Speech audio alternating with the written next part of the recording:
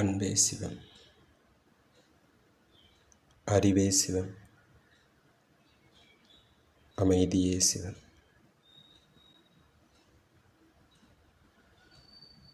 இறைவனிடமிருந்து மனிதனை வேறுபடுத்தி காட்டுவது அவனுடைய வினைப்பதிவுகள் மட்டும்தான்.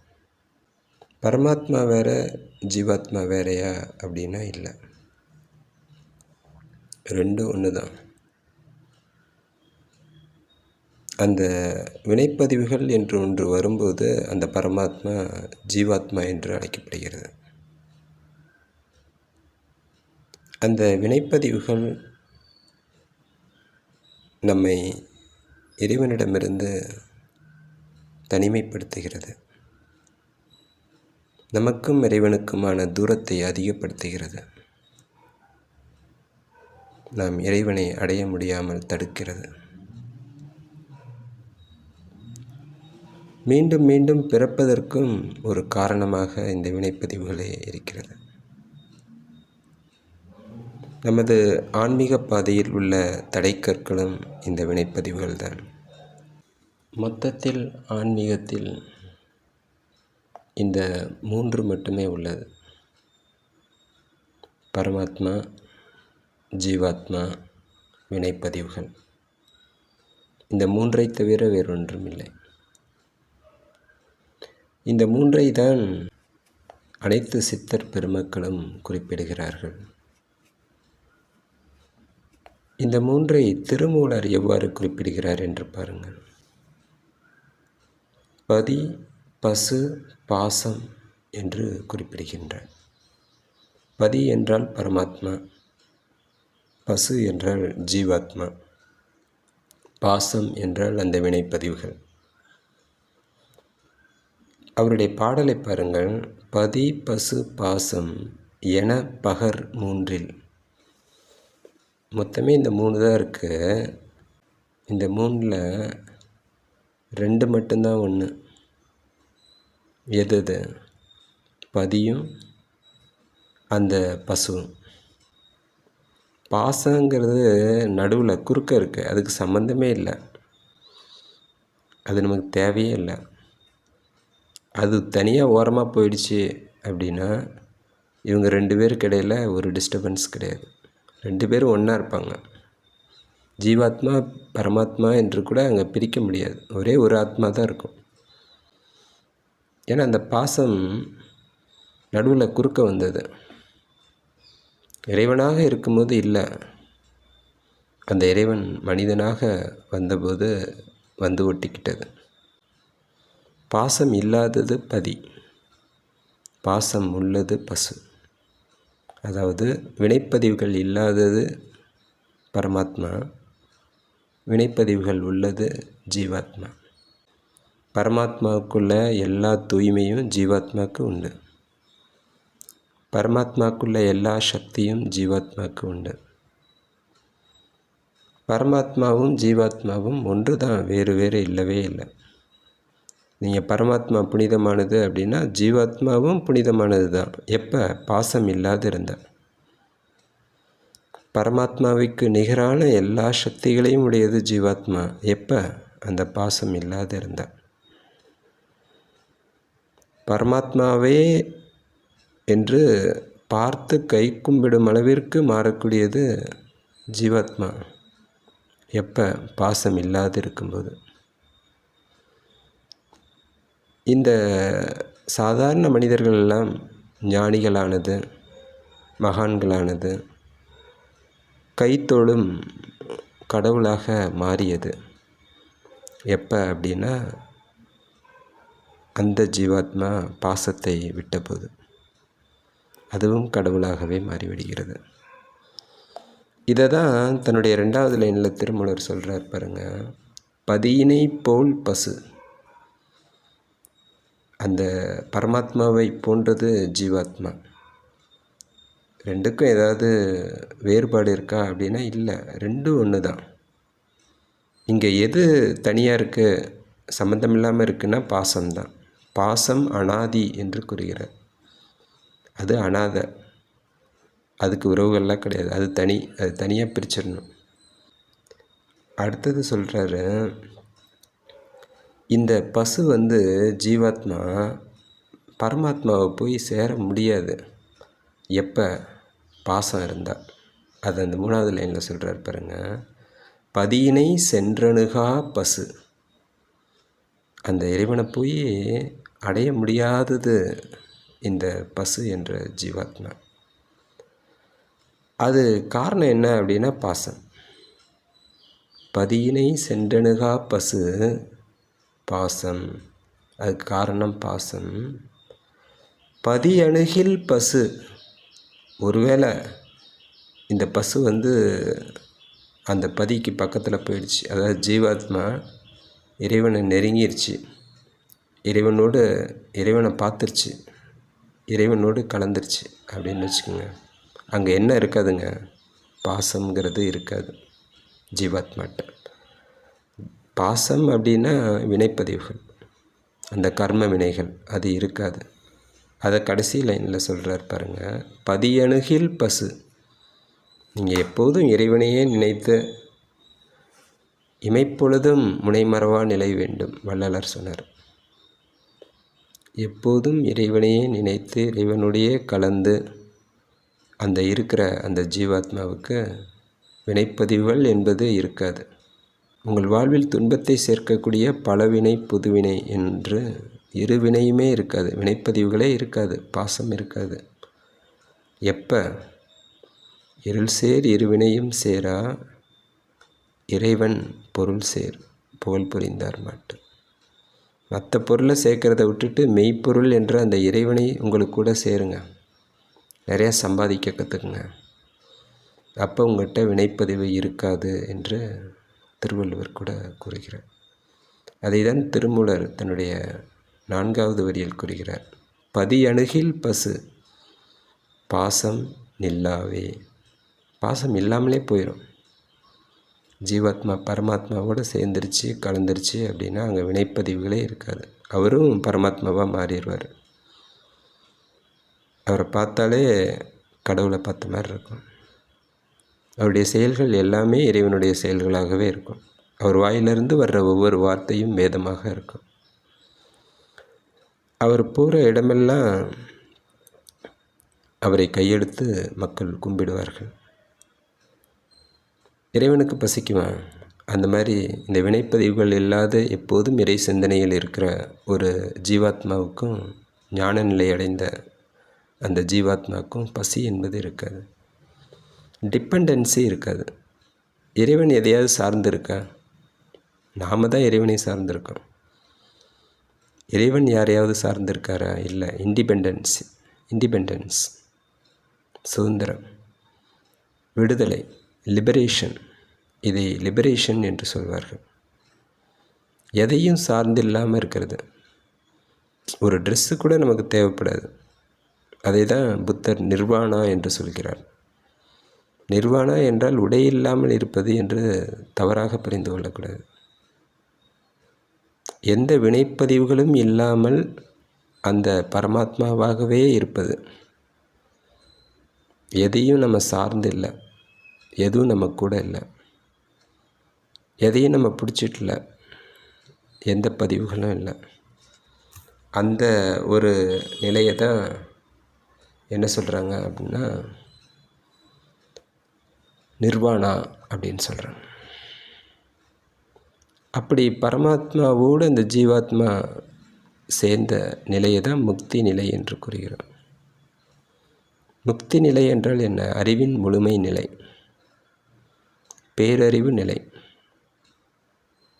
கிரியாயோகம் போன்றவற்றில் கூறுகிறார்களே, அந்த 14வது அறிவு நிலை என்று கூறுவார்கள்.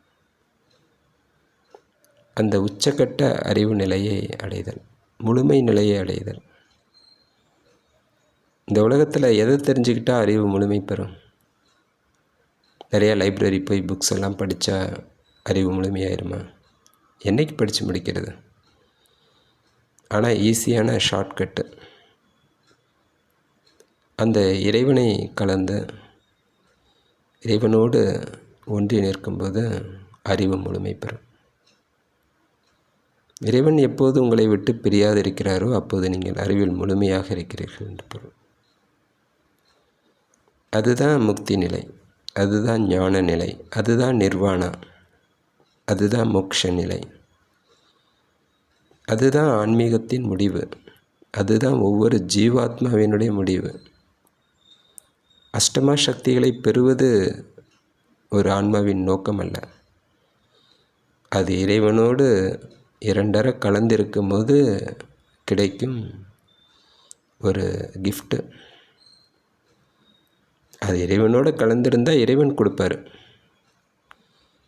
அதை தேடி ஓடுறவங்க ஞானத்தை அடைய மாட்டார்கள். அவர்களுக்கு ஒருவேளை அஷ்டமா சக்தி கிடைக்கலாம், அதில் ஏதாவது சிலது கிடைக்கலாம், ஆனால் அவர்கள் ஞானத்தை இழந்து விடுவார்கள். ஆக நமக்கு தேவையானது என்ன? அந்த பரமாத்மாவிற்கும் ஜீவாத்மாவிற்கும் இடையே உள்ள அந்த தடை கற்களை நீக்க வேண்டும். ரெண்டும் ஒன்று தான். இப்போ பரமாத்மா ஒரு நல்ல தூய்மையான கண்ணாடி அப்படின்னு வச்சுக்கோங்க. ஜீவாத்மா அப்படிங்கிறது கரைப்படிந்த அழுக்குகள் நிறைந்த ஒரு கண்ணாடி. நாம் செய்ய வேண்டியது என்ன? நல்லா ஒரு சோப்பு தண்ணியை எடுத்துக்கிட்டு அந்த கண்ணாடியை க்ளீன் பண்ணணும், அவ்வளோதான். கண்ணாடி சுத்தமாயிடுச்சுன்னு வச்சுக்கோங்க, அந்த அழுக்கு இல்லைன்னு வச்சுக்கோங்க, வினைப்பதிவுகள் இல்லைன்னு வச்சுக்கோங்க, ஜீவாத்மா பரமாத்மா தான், எந்த வேறுபாடும் கிடையாது. அந்த வினைப்பதிவுகளை போக்குறதுக்கு மனசுக்கு ஒரு வல்லமை வேண்டும், ஒரு தைரியம் வேண்டும், ஒரு உறுதி வேண்டும், ஒரு வைராக்கியம் வேண்டும், ஒரு சக்தி வேண்டும். அந்த சக்தி எங்கே கிடைக்கும் அப்படின்னா அமைதியில் தான் கிடைக்கும். அந்த அமைதி எங்கே கிடைக்கும்னா தியானத்தில் தான் கிடைக்கும். அதுக்கு தான் தியானம் பண்ண சொல்கிறாங்க.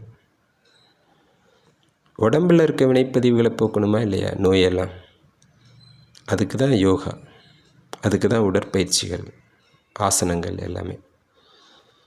ஆக உடல் கர்மாவையும் போக்கணும், நோய் இல்லாத தூய்மையான உடலை அடையணும். அப்போ தான் அதை கடைசியாக இறுதியாக ஒளியுடலாக மாற்ற முடியும். இன்னொரு பக்கம் இந்த ஆத்மாவில் உள்ள கரைகளையும் நீக்கணும். அந்த வினைப்பதிவுகள் என்று சொல்கிறோமே, அதை போக்கணும். அதை போக்கணுன்னா என்ன பண்ணணும்? இந்த கண்ணாடியை க்ளீன் பண்ண மாதிரி டெய்லியும் நம்மகிட்ட இருக்கிற சில வேண்டாத கெட்ட பழக்கங்கள், கெட்ட எண்ணங்கள், கெட்ட சொற்கள், கெட்ட செயல்கள் எல்லாத்தையும் போக்கிக்கிட்டே வரணும். கண்ணாடியை கொஞ்சம் கொஞ்சமாக தானே க்ளீன் பண்ண முடியும். எடுத்தோன்னே ஒரே செகண்டில் க்ளீன் பண்ணிட முடியுமா? பண்ண முடியாது. அதில் சில போகாத கரைகள் இருக்கும், ரொம்ப அழுத்தி தேய்க்க வேண்டியது இருக்கும்.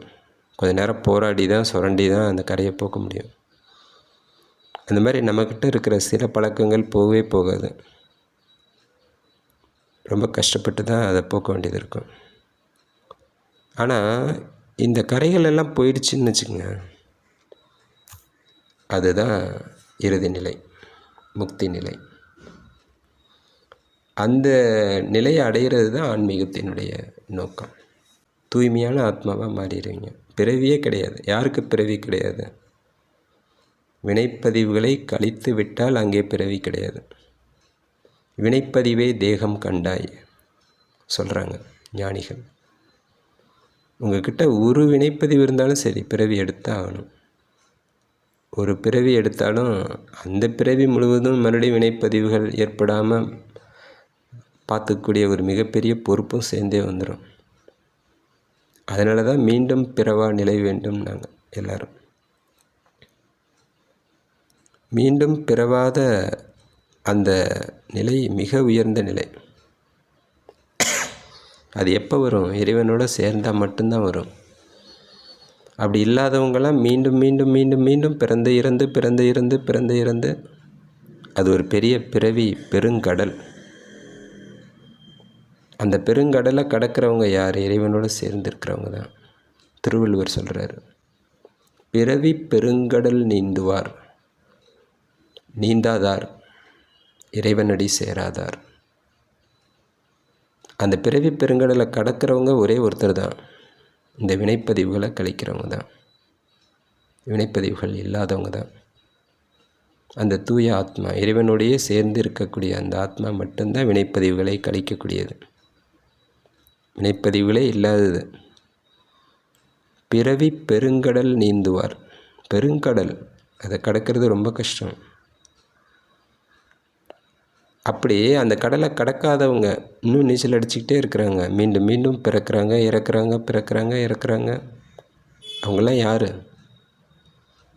சொல்கிறார் திருவள்ளுவர்? நீந்தாதார், இந்த கடலை கடக்காதவங்க, இறைவனடி சேராதார். இவ்வளோ அழகாக சொல்கிறார் பாருங்க. ஆக இந்த வினைப்பதிவுகளை போக்குவது ஒன்று தான் ஆன்மீகத்தில் எல்லா மகான்களாலேயும் ஞானிகளாலேயும் சொல்லப்படுகிறது. நீங்கள் ஆன்மீகத்தில் எத்தனை பயிற்சிகள் செய்தாலும் சரி, எப்படி உடம்பை வளைத்து நின்றாலும் சரி, என்ன தியான பயிற்சிகளை யாரிடம் கற்றுக்கொண்டு செய்தாலும் சரி, அது வாசி யோகமாக இருக்கட்டும், குண்டலினி யோகமாக இருக்கட்டும், கிரியா யோகமாக இருக்கட்டும், எதுவாக இருந்தாலும் சரி, எந்த தியானமாக இருந்தாலும் சரி, அதனுடைய ஒரே நோக்கம் இந்த வினைப்பதிவுகளை முற்றிலும் போக்கி அந்த ஜீவாத்மா பரமாத்மா என்ற நிலையை அடைவதற்கு தான். ஆக இந்த ஜீவாத்மா பரமாத்மா வினைப்பதிவு, இந்த 3 விஷயத்தை ஞாபகம் வச்சுக்கிட்டு நம்ம செயல்பட்டால் போதும். நீங்கள் தவம் செய்வதை விட மிக உயர்ந்த செயல் ஒன்று உண்டு. என்ன தெரியுமா? டெய்லியும் நைட்டு அன்றைக்கி பகலில் செஞ்சதை ஜஸ்ட்டு யோசிச்சு பாருங்கள். ஏதாவது ஒரு வினைப்பதிவு அன்றைக்கி விட்டுருந்தீங்கன்னா அன்றைக்கி தவம் செய்வதை விட மிகப்பெரிய செயலை செய்திருக்கிறீர்கள் என்று அர்த்தம். ஏன்னா தவம் செய்வதே அந்த வினைப்பதிவுகளை போக்குவதற்கு தான். ஆக அந்த வினைப்பதிவை போக்கிவிட்டு அது தவம் செய்வதை விட சிறந்தது. நீங்கள் ஒரு வினைப்பதிவை போக்கிவிட்டீர்கள், அந்த பழக்கத்திலிருந்து விடுபட்டு விட்டீர்கள் என்றால் அது பல வருடங்கள் செய்த தவத்திற்கு, அதன் சக்திக்கு ஈக்குவலானது. ஏன்னா ஒரு வினைப்பதிவை விடும்போது தான் அங்கே அறிவு சுதந்திரம் அடையும். அறிவினுடைய ஒரு செயின், அறிவை இப்போ கட்டி போட்டிருக்கு இல்லையா, பாசங்கள், இந்த வினைப்பதிவுகள், பாவங்கள், கர்மாக்கள், அந்த சங்கிலி கட்டாகும். அறிவுங்கிறது ஒரு பெரிய மிக சக்தி வாய்ந்த ஒரு ஹீரோ அப்படின்னு ஞாபகம் வச்சுக்கோங்க. அந்த ஹீரோவை பெரிய பெரிய தூணில் நிறைய இரும்பு சங்கிலி போட்டு கட்டியிருக்காங்க. கையில், இந்த கையில் ஒன்று, அந்த கையில் ஒன்று, இந்த காலில் ஒன்று, அந்த காலில் ஒன்று, இடுப்பில் ஒன்று, கழுத்தில் ஒன்று, அப்படி போட்டு எல்லாம் கட்டி வச்சுருக்காங்க அவர் அசைய விடாமல். இப்போ அவர் முயற்சி செஞ்சு ஒவ்வொரு சங்கிலியாக கட் பண்ணிட்டாரு, இழுத்து உடச்சிட்டாரு அப்படின்னு வச்சுங்க. அப்போ அந்த ஒரு சங்கிலியை உடைச்சதுனால கிடைச்ச சக்தி, அந்த சுதந்திரம் இன்னொரு சங்கிலியை உடைக்கிறதுக்கு ஈஸியாக உதவும். இப்போ அவர் எல்லா சங்கிலியும் உடைச்சிட்டாருன்னு வச்சுக்கோங்க. அந்த அறிவு சுதந்திரமானது, பேரறிவு. அது பக்கத்தில் யாரும் நிற்க முடியாது. ஏன்னா சுற்றி இருக்கவங்களாம் யார்? சங்கிலியோடு இருக்கிற அந்த அறிவுடையவங்க, அதாவது அறிவு சுதந்திரம் அடையாதவர்கள், அறிவு கட்டுப்பட்டு கிடப்பவர்கள், புலன் மயக்கத்திலையும் வினைப்பதிவுகள்லையும் தவறுகள்லையும் பாவங்கள்லையும் மூழ்கி இருப்பவர்கள். அப்போ நீங்கள் உடனே அது அவங்களிருந்து வித்தியாசமாக தெரிவிங்க. ஜஸ்ட்டு வினைப்பதிவுகளை போக்கி பாருங்கள். என்கிட்ட இருக்கிற இந்த பழக்கத்தை போக்குறதுக்கு நான் என்ன பண்ணணும்? வினைப்பதிவுகள் கண்டிப்பாக உங்களை விட்டு போகும், மிக எளிமையாக போகும். ஏன்னா அந்த வினைப்பதிவுகளை போக்க இதால் மட்டும்தான் முடியும். இந்த 2 மட்டும்தான் வினைப்பதிவுகளை போக்க முடியும். ரொம்ப ஷார்ட்கட்டு. இந்த 2 விஷயத்தை செஞ்சோன்னா வினைப்பதிவுகள் சுத்தமாக போயிடும். இந்த வினைப்பதிவுகளை போக்குவதற்கு இந்த 2 வழிகள் போதும் அப்படின்னு சொல்லிட்டு திருமூலர் சொல்கிறாரு. ஒன்று, தவம், தியானம். அந்த தியானம் செஞ்சால் மனம் அமைதி அடையும். மனம் எப்போது அமைதி அடைகிறதோ அப்போது அது மிக சக்தி வாய்ந்ததாக, உறுதியானதாக, வலிமை உள்ளதாக மாறும். அதை கொண்டு தான் உங்களுடைய கெட்ட பழக்கத்தை விட முடியும். உங்களுடைய வாழ்க்கை முறையை மாற்றி அமைக்க முடியும். உங்களுடைய வினைப்பதிவுகளை போக்க முடியும். நீங்கள் தூய்மை நிலையை அடைய முடியும். அந்த கண்ணாடியை க்ளீன் பண்ணுறதுன்னு சொன்னோமே, உங்கள்கிட்ட இருக்கிற கரை, அழுக்கு, வினைப்பதிவுகள், கர்மாக்கள் போகணும் அப்படின்னா அதுக்கு முதல்ல தியானம் பண்ணணும், தவம் பண்ணணும். ரெண்டாவது என்ன பண்ணணுமா, அறச்செயல்கள் செய்யணும். அதாவது புண்ணிய கர்மங்கள் செய்யணும். கஷ்டப்படுறவங்களுக்கு பணமாக கொடுத்து ஹெல்ப் பண்ணலாம். பசியோடு இருக்கிறவங்களுக்கு சாப்பாடு வாங்கி கொடுத்து ஹெல்ப் பண்ணலாம். படிக்க முடியாத ஏழைகளுக்கு நோட்டு புத்தகம் வாங்கி கொடுத்து ஹெல்ப் பண்ணலாம். தாகத்தோடு இருக்கவங்களுக்கு தண்ணி கொடுத்து ஹெல்ப் பண்ணலாம். நோய்வாய்ப்பட்டு இருக்கிறவங்களுக்கு மருத்துவ செலவுக்கு காசு கொடுத்து ஹெல்ப் பண்ணலாம். இதுதான் புண்ணிய கர்மாக்கள். இதை செய்கிறதுக்கே டெய்லி நீங்கள் ப்ரேயர் பண்ணணும். நாம் புண்ணியங்கள் செய்வதற்கு எனக்கு ஒரு வாய்ப்பு கொடு இறைவா அப்படின்னு. இந்த புண்ணியங்கள் நீங்கள் ஒன்று செஞ்சால் போதும், உங்களுடைய வினைப்பதிவு ஒன்று போயிடும். அதனால தான் இதை அந்த அறச்செயல்களையும் தவத்தையும் மட்டும்தான் திருமூலர் சொல்கிறார் வினைப்பதிவை போக்குறதுக்கான வழியாக. என்ன சொல்கிறார் பாருங்கள், திளைக்கும் வினைக்கடல், பிறவி பெருங்கடல்னு திருவள்ளுவர் சொன்ன மாதிரியே திருமூலரும் சொல்கிறாரு, திளைக்கும் வினைக்கடல். திளைக்கும், மறுபடியும் பெருகும் வினைகள். போன பிறவியில் இருந்த வினையை விட இந்த பிறவியில் ஜாஸ்தியாகும். டெக்னாலஜி வளர வளர நிறையா மாயைகள் உங்களை சூழ கண்டபடிக்கு வினைப்பதிவுகள் அதிகமாகிட்டே போகும், பெருகிட்டே இருக்குன்றத திளைக்கும் வினைக்கடல் தீர்வுறு தோணி. ஐயோ தீர்வே இதுக்கு கிடையாதா அப்படின்ட்டு பெருங்கடலில் ஒரு படகு வந்து தத்தளிக்குது. அந்த மாதிரி ஜீவாத்மா ஒவ்வொரு பிறவியிலும் வினைப்பதிவுகளை சேர்த்து தத்தளிக்குது. ஐயோ எப்போ நான் கடவுளை சேர்றது அப்படின்னு. கவலைப்படாதீங்க சொல்கிறாரு திருமூலர். இளைப்பினை நீக்கும் இருவழி உண்டு. உங்களுக்கு அந்த களைப்பு ஏற்பட்டிருக்கு இல்லையா, டயர்ட் ஆகிட்டீங்க, எப்போ தான் நம்ம கடவுளை சேர்றது, எந்த பிறவியில் தான் நம்ம முக்தி அடைய போகிறோம், எப்போ தான் பிறவா நிலை அடையிறது, அந்த வினைப்பதிவுகள்னால் டயர்ட் ஆகிட்டீங்க இல்லையா, அதை போக்குறதுக்கு 2 வழி உண்டா. இளைப்பினை நீக்கும் இருவழி உண்டு. கிளைக்கும் தனக்கும் அக்கேடில் புகழும் விளைக்கும் தவம் அறம் மே துணையாமே. தவமும் அறமுமே துணையாமே என்று சொல்கிறார். கிளைக்கும் தனக்கும், தனக்கு மட்டும் இல்லை, அடுத்து வரக்கூடிய தன்னுடைய பிள்ளைகளுக்கும் பேரம்பேத்திகளுக்கும், பிரதர் சிஸ்டர் நம்முடைய சகோதர சகோதரிகளுக்கும் எல்லாருக்குமே கேடில்லாத அந்த புகழோன் விளைக்கும் அந்த இறைவனை அடையக்கூடிய அளவுக்கு நல்ல விளைவுகளை தரக்கூடிய தவம் அறமே துணையாமே. நீங்கள் இந்த 2 செஞ்சால், தவமும் அறமும் தியானமும் புண்ணிய செயல்களும் உங்களுக்கு மட்டும் நன்மை இல்லை, உங்கள் பிள்ளைகளுக்கும் நன்மை, உடன் பிறந்தவங்களுக்கும் நன்மை, உறவினர்களுக்கும் நன்மை, எல்லாருக்குமே அந்த புண்ணியம் போய் சேரும். சிறிதும் கேடு இல்லாத, களங்கம் இல்லாத அந்த புகழும் அந்த இறைவனை அடையக்கூடிய அளவுக்கு நல்ல விளைவுகளை தரக்கூடியது இந்த தவமும் அறமும். அதுவே துணையாமே, வேறு எதுவுமே வேண்டான்ட்டார் திருமூலர். நீங்கள் உட்காந்து சும்மா தியானம் பண்ணுங்கள், அமைதியாக இருங்க. அந்த அமைதியில் ஒரு சக்தி கிடைக்கும், ஒரு வலிமை கிடைக்கும். ஒரு மணி நேரத்துக்கு சார்ஜ் பண்ண மாதிரி இருக்கும். ஒரு 5 நிமிஷம் தியானம் பண்ணால் போதும். 1 மணி நேரத்துக்கு உங்களை வினைப்பதிவுகள் நெருங்கவே முடியாது. எந்த கெட்ட செயல்களோ, கெட்ட எண்ணங்களோ, கெட்ட சொற்களோ உங்கள் வாயில் வரவே வராது. ஆனால் மறுபடியும் அந்த சார்ஜ் குறைஞ்சிடும்.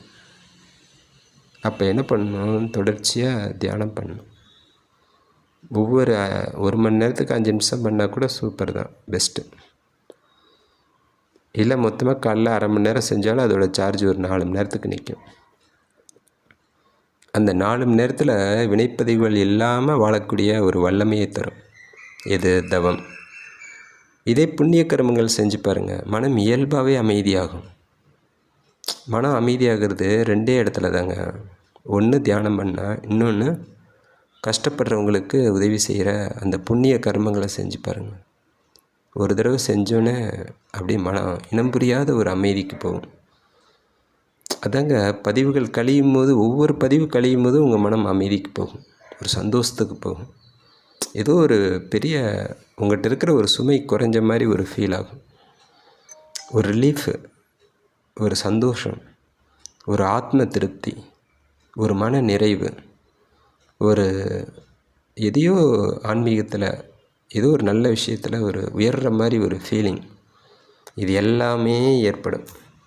அதுதான் நீங்கள் வினைப்பதிவுகள் போகுது அப்படிங்கிறதுக்கான அடையாளம். ஒருத்தட்ட வினைப்பதிவுகள் குறைஞ்சிக்கிட்டே இருக்குது அப்படின்னா அதுக்கு அடையாளம் என்ன? அவர்கிட்ட இருக்கிற அந்த வினைப்பதிவுகள் ஒவ்வொன்று கழியும் போதும் மனதில் ஒரு அமைதி, சந்தோஷம், மன நிறைவு இதெல்லாம் ஏற்படும். இதை வச்சு கண்டுபிடிச்சிடலாம். சுற்றி இருக்கவங்களும் உங்களை பார்த்து அவங்களுடைய ஒப்பீனியன்ஸை சேஞ்ச் பண்ணுவாங்க. முன்ன மாதிரி இல்லை, இப்போ சேஞ்ச் ஆகிட்டான், அவனை நம்பலாம், அவன் பொய் பேச மாட்டான், திருட மாட்டான், அவன் நல்லவன். இப்படியே உங்களை சுற்றி இருக்கவங்களும் உங்களை பற்றி ஒப்பீனியன் மாறிக்கிட்டே இருக்கும். சரிங்களா? இதுதான் அந்த வினைப்பதிவுகளை கழிப்பதற்கான வழிகள். கழிச்சா என்ன கிடைக்கும்? இந்த பதிவில் நம்ம பார்த்துருக்கிறது ஜீவாத்மா, பரமாத்மா, வினைப்பதிவுகள், இந்த 3 தான். இதுதான் ஆன்மீகத்தின் முக்திக்கும் வழியை காட்டும். இந்த 3 புரிஞ்சுக்கிட்டால் போதும், எல்லாம் உங்களுக்கு வந்துடும். நீங்கள் என்ன ஆன்மீக பயிற்சி வேணாலும் செய்யுங்க, அதெல்லாம் முக்கியமே இல்லை. வினைப்பதிவுகள் கழியுதா, அதுதான் முக்கியம். உங்கள் மனம் மேலும் மேலும் அமைதியை நோக்கி போகுதா, அதுதான் முக்கியம். நீங்கள் இறைவனை நெருங்கி போயிட்டுருக்கிறீங்களா, அதுதான் முக்கியம். புனித யாத்திரை செய்கிறோம்னா என்ன பண்ணுங்க? வெளியில் எங்கேயோ இருக்கிற ஒரு கோயிலை நோக்கி போகக்கூடாது. நமக்குள்ளார இருக்கக்கூடிய அந்த சிவனை, அந்த இறைவனை நோக்கி போகணும். எது அந்த சிவன்? நம்முடைய உயிர் தான் அந்த சிவன். தெள்ளத் தெளிந்தாருக்கு சிவன் சிவலிங்கம், நம்முடைய ஜீவன் தான் சிவலிங்கம். சரிங்களா? வெளியில் எங்கேயோ போய் நான் அந்த கோயிலுக்கு புனித யாத்திரை போகிறேன் அப்படின்ட்டு ஒரு 10 நாள் போகிறதுனால ஆன்மீக பயணம் முடிவடையாது. உங்களுக்குள்ளார நீங்கள் ட்ராவல் பண்ணி அந்த வினைப்பதிவுகளை கழிக்க கழிக்க ஆன்மீகத்தில் முன்னேற்றம் ஏற்படும். அதுதான் உண்மையான ஆன்மீக பயணம். The changes should be there in your thoughts, words and deeds and your entire life. தினசரி வாழ்க்கை முழுவதும் அது இருக்கணும். எண்ணத்தில் இருக்கணும், சொல்லில் இருக்கணும், செயலில் இருக்கணும். சேஞ்சஸ், மாற்றங்கள் அப்படி வந்துட்டுருக்குன்னா ஓகே, உங்கள் வினைப்பதிவு கழிஞ்சிட்ருக்கு, நீங்கள் முன்னேறிட்டுருக்கீங்க இறைவனை நோக்கி அப்படின்னு அர்த்தம். ஆக வினைப்பதிவுகளை கழித்து நமது பிறவியின் பயனாகிய மீண்டும் பிறவா நிலைக்கு உதவக்கூடிய அந்த வினைப்பதிவுகளை கழித்து அந்த இறைவனோடு இரண்டர கலந்து முக்தி நிலை அடைவோம் என்று கூறி இந்த பதிவை நிறைவு செய்கிறேன். ஓம் சாந்தி சாந்தி சாந்தி.